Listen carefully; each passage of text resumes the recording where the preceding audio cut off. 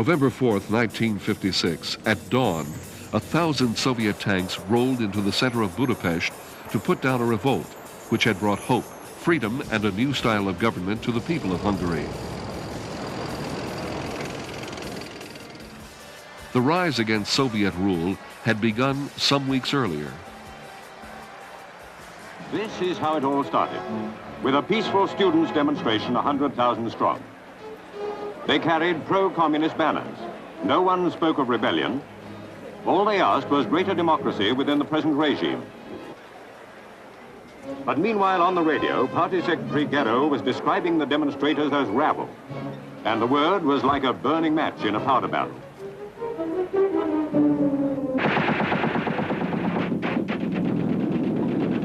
All the pent-up emotions of a decade, all the hatred of Russian interference flared up at once. Budapest became a battleground.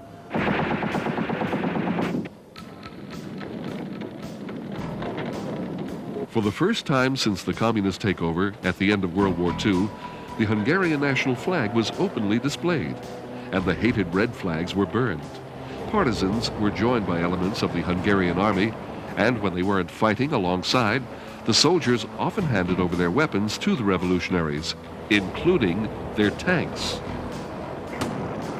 What started as a small anti-Soviet protest erupted into a full-fledged war.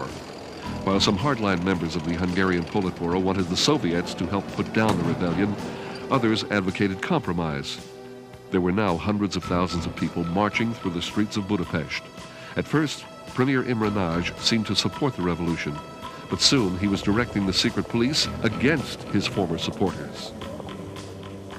Even as Russian officials were publicly negotiating the withdrawal of Soviet troops from Budapest, plans for a full-scale attack on the rebels were being drawn up in Moscow. The velvet glove was about to be removed from the iron fist. The brutality of that fateful day not only helped bring dissident Hungarians to heel, it also brought condemnation from around the world and censure from the United Nations.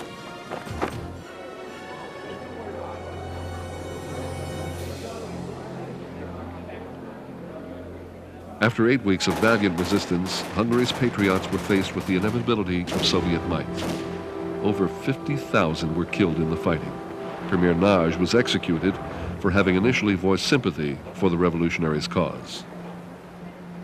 Despite the brutal crushing of the revolution, the people of Hungary would not give up. It would take 30 more years, but they would finally gain their freedom.